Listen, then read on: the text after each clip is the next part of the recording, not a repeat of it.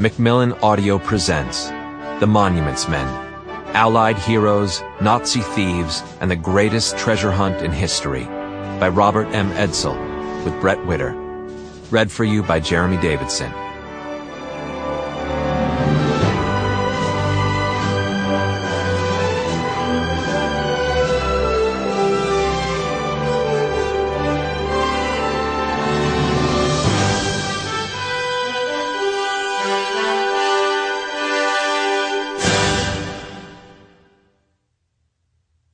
Author's Note.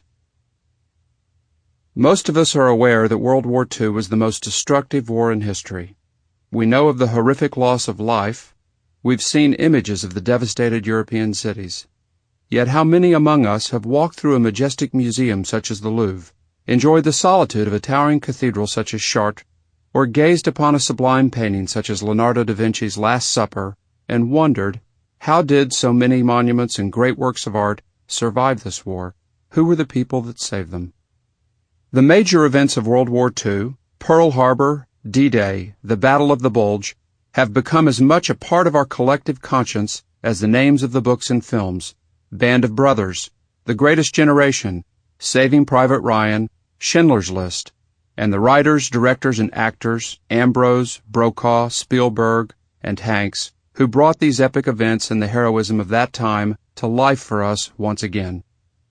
But what if I told you there was a major story about World War II that hasn't been told, a significant story at the heart of the entire war effort, involving the most unlikely group of heroes you've never heard of?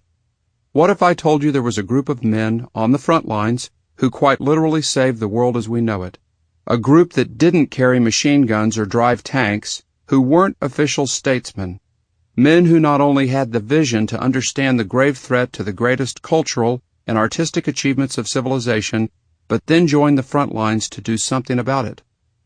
These unknown heroes were known as the Monuments Men, a group of soldiers who served in the Western Allied military effort from 1943 until 1951.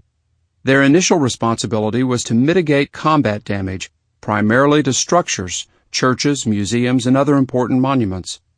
As the war progressed and the German border was breached, their focus shifted to locating movable works of art and other cultural items stolen or otherwise missing.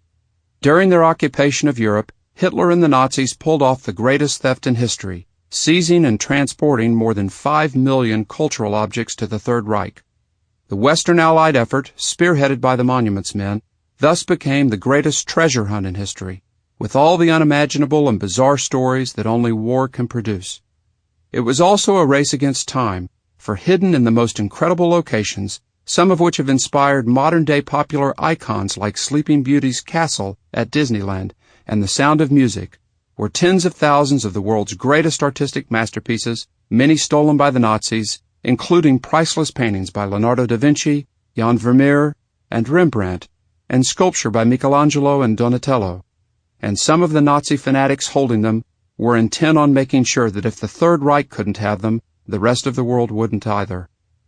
In the end, 350 or so men and women from 13 nations served in the Monuments, Fine Arts, and Archives section, or MFAA, a remarkably small number in a fighting force numbering into the millions.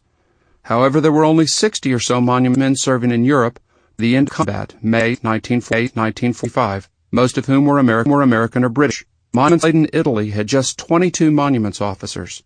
Within the first several months after D-Day, June 6, 1944, fewer than a dozen monuments men were on the ground in Normandy. Another 25 were gradually added until the end of hostilities, with the awesome responsibility of covering all of Northern Europe. It seemed an impossible assignment. My original plan for this book was to tell the story of the Monuments Men's activities throughout Europe, concentrating on events from June 1944 to May 1945, through the experiences of just 8 Monuments Men who served on the front lines, plus 2 key figures, including one woman, using their field journals, diaries, wartime reports, and most importantly, their letters home to wives. Sample complete. Ready to continue?